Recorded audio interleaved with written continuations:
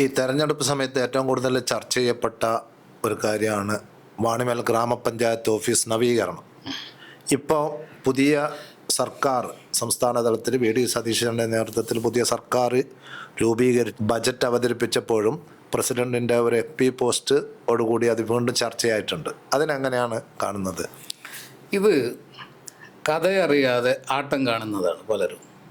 യഥാർത്ഥ വസ്തുത എന്താ? LDF ഭരിക്കുന്ന സമയത്ത് ഞാൻ ഉൾപ്പെടെ പഞ്ചായത്ത് പ്രസിഡന്റ് സുരയ്യ ടീച്ചർ, അതുപോലെ തന്നെ അന്നത്തെ standing committee chairman Majeed Khan ഉൾപ്പെടെയുള്ള ആളുകൾ ഞങ്ങൾ തിരുവനന്തപുരത്ത്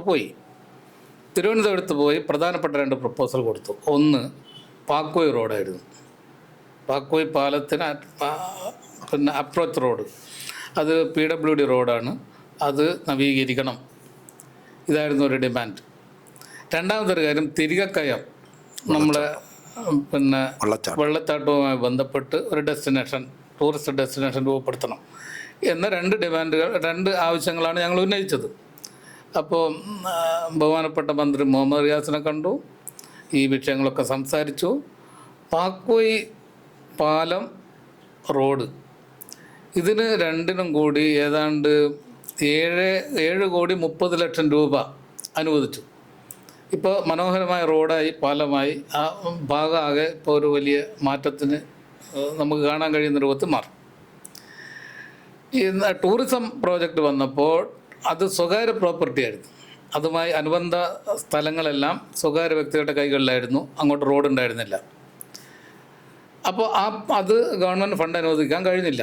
അല്ലാതെ വാണിമേൽ പഞ്ചായത്ത് ഓഫീസ് കെട്ടിട നിർമ്മാണത്തിന് വേണ്ടി ഫണ്ട് അനുവദിക്കണം എന്ന ഒരു ഡിമാൻഡ്, ഒരാവശ്യം ഒരു ഘട്ടത്തിലും വാണിമേൽ പഞ്ചായത്തിലെ UDF ഭരണസമിതി ഉന്നയിച്ചിരുന്നില്ല ഗവൺമെൻറ്റിൻ്റെ മുമ്പിൽ.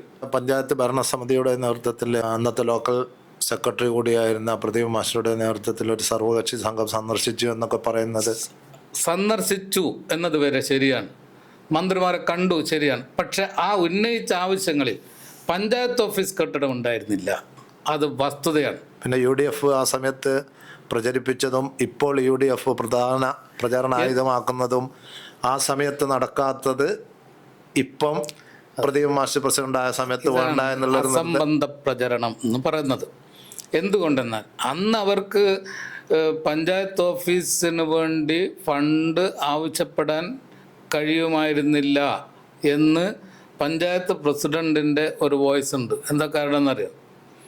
പഞ്ചായത്ത് ഓഫീസിൻ്റെ കെട്ടിടത്തിൻ്റെ ഒരു ഭാഗം സാംസ്കാരിക നിലയമാണ്. അതിന് പിന്നെ അൺഫിറ്റ് സർട്ടിഫിക്കറ്റ് കിട്ടുമായിരുന്നില്ല. അതുകൊണ്ടാണ് ഞങ്ങൾ ആവശ്യപ്പെടാതിരുന്നത് എന്ന് പ്രസിഡന്റ് പറഞ്ഞിട്ടുണ്ട്. പക്ഷേ ഇപ്പം എന്താ പ്രശ്നം? ഫണ്ട് അനുവദിച്ചു. ഫണ്ട് LDF ഗവൺമെൻറ് 2 കോടി രൂപ അനുവദിച്ചു. 20% പിന്നെ അലോക്കേഷനായി. ഫണ്ട് അലോട്ട്മെൻ്റ് ആയതിനു ശേഷം പുതിയ ബജറ്റ് അവതരിപ്പിക്കുന്നതിന് മുമ്പേ ഞാൻ MLA വിളിച്ചു. ഞാൻ പറഞ്ഞു, ബഹുമാനപ്പെട്ട MLA, വാണിമേൽ പഞ്ചായത്തിന് 2 കോടി രൂപ അനുവദിച്ചിട്ടുണ്ട്, നിങ്ങളത് പിന്നെ പുതിയ ബജറ്റിലും കൂടി ഉൾപ്പെടുത്താൻ താങ്കളുടെ ഒരു സഹായമുണ്ടാവണം എന്ന് ഞാൻ അഭ്യർത്ഥിച്ചു. സ്വാഭാവികമായി നമ്മൾ എല്ലാവരും പ്രതീക്ഷിക്കുന്നത് അത് നിലനിൽക്കും, ആ ഫണ്ട് നിലനിൽക്കുമെന്നാണ്. പക്ഷേ ബജറ്റ് അവതരിപ്പിച്ചപ്പോൾ ഇവരെന്ത് ചെയ്തു? 2 കോടി രൂപ അനുവദിച്ച് 20% അലോട്ട്മെൻ്റ് ആയ ഫണ്ട് മാറ്റി, എന്നിട്ട് 100 രൂപ ടോക്കൺ വെച്ചു. ഇതിനെതിരെ പ്രതികരിക്കാതിരിക്കാൻ രാഷ്ട്രീയ ഷണ്ടത്വം ബാധിച്ചവരല്ല ഇടതുപക്ഷത്തിൻ്റെ ഭാഗമായി ജനപ്രതിനിധികളായിരിക്കുന്നവർ. അങ്ങനെ പ്രതികരിച്ചപ്പോൾ ഒരു ഫേസ്ബുക്കിൽ ഞാൻ തുറന്ന കത്തെഴുതി. വാണിമേൽ പഞ്ചായത്തിലെ വികസനം മുഴുവൻ ജനകീയ കൂട്ടായ്മയിലൂടെയാണ് ഒരു പഴയ കാലത്തെല്ലാം രൂപപ്പെട്ടു വന്നത്. വാണിമേൽ പാലം അതിന് ഉദാഹരണമാണ്. ഇപ്പോൾ പാക്കോയ് പാലം, അതിൻ്റെ റോഡ് ഉൾപ്പെടെ വാണിമേൽ പഞ്ചായത്തിലെ വികസന പ്രവർത്തനങ്ങളിൽ കക്ഷി രാഷ്ട്രീയ ഭേദമില്ലാതെ ഒന്നായി ചേർന്നതിൻ്റെ അനുഭവമായിരുന്നു വാണിമേലിനുണ്ടായിരുന്നത്. എന്നാൽ പുതിയ MLA വന്നു. MLA ഗവേഷണം നടത്തി കണ്ടുപിടിച്ചതാണ് വാണിമേൽ പഞ്ചായത്തിൻ്റെ 2 കോടി എന്ന അഭിപ്രായം എനിക്കില്ല. അങ്ങനെയല്ലത്. വാണിമേൽ പഞ്ചായത്തിലെ ചില ശക്തികൾ അതിലിടപെട്ടിട്ടുണ്ട്. അവർ എന്താ പറയുക ഒരു വികസന വിരോധ നിലപാട് സ്വീകരിച്ചിട്ടുണ്ട് വാണിമേലിനോട്. വാണിമേലിൽ ആ 2 കോടി രൂപ അനുവദിപ്പിക്കാൻ പ്രത്യേക ഒരു സമ്മർദ്ദത്തിൻ്റെ ആവശ്യമില്ല, കാരണം നേരത്തെ അനുവദിച്ചതാണ്. അത് ഇല്ലാതാക്കാൻ സമ്മർദ്ദം ചെലുത്തിയത് ആരാണ്? എനിക്കതിനെപ്പറ്റി നല്ല ബോധ്യമുണ്ട്. ആരാണ്? അല്ല, ഞാൻ ഇപ്പൊ പറയുന്നില്ല, എനിക്കതിനെപ്പറ്റി ബോധ്യമുണ്ട് എന്നുള്ളത് എല്ലാവർക്കും അറിയാം. ഞാനത് പറയാൻ ഉദ്ദേശിക്കുന്നില്ല. പറയേണ്ട ഒരു ഘട്ടം വരുമ്പോൾ ഞാനത് പറയും, പബ്ലിക്കായി പറയും. എന്ത് സമ്മർദ്ദം ഉണ്ടായാലും MLA ഇത്തരം ഒരു പ്രവൃത്തിക്ക് കൂട്ടു നിൽക്കാൻ പാടില്ലായിരുന്നു. ഒരു വികസന വിരോധ നിലപാട്, ഒരു നശീകരണ നിലപാട് ഒരു നാടിനോട് ആരും സ്വീകരിക്കാൻ പാടില്ലാത്തതാണ്. അതിൽ എനിക്ക് വിമർശനമുണ്ട്.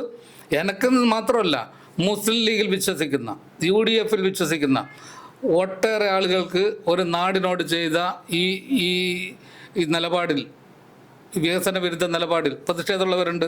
സമയത്ത് പ്രസിഡന്റിന്റെ FB പോസ്റ്റ് വരുന്നു, അതിന് UDFന്റെ മറുപടിയൊക്കെ വരുമ്പോൾ UDF കേന്ദ്രങ്ങൾ പറഞ്ഞ ഒരു പ്രധാനപ്പെട്ട ഒരു ആരോപണം, കഴിഞ്ഞ ഭരണസമിതിയോട് LDF നേതൃത്വം സ്വീകരിച്ച ആ സമീപനത്തിൻ്റെ ഒരു മൃദു സമീപനം മാത്രമാണ് ഇപ്പോൾ ഞങ്ങൾ സ്വീകരിക്കുന്നത്. 20 വർഷം UDF ഭരിച്ചു, ആ സമയത്ത് 10 വർഷം LDF ആയിരുന്നു സ്റ്റേറ്റിൽ. ഇപ്പം വാണിമേൽ പഞ്ചായത്ത് LDF ഭരിക്കുന്നു, സ്റ്റേറ്റ് UDF ഭരിക്കുന്നു. ഇത് ആരോപണ പ്രത്യാരോപണങ്ങളുമായി രാഷ്ട്രീയ നേതൃത്വം ഈ രീതിയിലേക്ക് പോയി കഴിഞ്ഞാൽ നാടിന് ലഭിക്കേണ്ട വികസനങ്ങൾ അങ്ങനെ തകർന്നു പോകുന്ന ഒരവസ്ഥ ഉണ്ടാകില്ല. അതായത് ഇതിനെ നമ്മൾ കാണേണ്ടത് എങ്ങനെയാണ്? നാടിന് ലഭ്യമായ ഒരു നേട്ടം, ഒരു വികസന പ്രവർത്തനത്തിന് വേണ്ടി അനുവദിച്ച ഫണ്ട് നഷ്ടപ്പെടുത്തുന്നു. ഈ സാഹചര്യം വാണിമേൽ എപ്പോഴെങ്കിലും ഉണ്ടായിട്ടുണ്ടോ?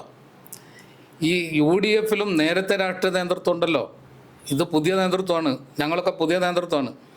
പഴയ കാലത്തും UDFിൻ്റെ നേതൃത്വം വാണിമേലിൽ ഒരു വികസന നേട്ടം ഉണ്ടാകുമ്പോൾ ഗവൺമെൻറ് ഫണ്ട് അനുവദിക്കുമ്പോൾ ഗവൺമെൻറ് മാറിയാൽ അത് നഷ്ടപ്പെടാൻ ശ്രമിച്ചിട്ടുണ്ടോ? എൻ്റെ അറിവിലില്ല കേട്ടോ. LDF വാണിമേലിന് കിട്ടേണ്ട ഒരു ചില്ലിക്കാശ് നഷ്ടപ്പെടുത്താൻ പരിശ്രമിച്ചിട്ടുണ്ട്. അങ്ങനെയെങ്കിൽ പാക്കോയ് പാലെങ്ങനെ യാഥാർത്ഥ്യമായി? അങ്ങനെയെങ്കിൽ പാക്കോയ് റോഡ് എങ്ങനെ 7.5 കോടി രൂപയ്ക്ക് യാഥാർത്ഥ്യമായി? പാലം റോഡ് എങ്ങനെ യാഥാർത്ഥ്യമായി? LDF ഭരിക്കുന്നു, വാണിമേൽ പഞ്ചായത്ത് ഭരിക്കുന്നത് UDF. ആ ഫണ്ട് എങ്ങനെ ലഭ്യമായി? അങ്ങനെ ഒരു നശീകരണ പ്രതിപക്ഷമായി ഇവരിപ്പോൾ നിലപാട് സ്വീകരിക്കുന്നത് പോലെ നശീകരണ പ്രതിപക്ഷമായി LDF നിലപാട് സ്വീകരിച്ചിരുന്നുവെങ്കിൽ ആ റോഡ് യാഥാർത്ഥ്യമാകുമായിരുന്നോ?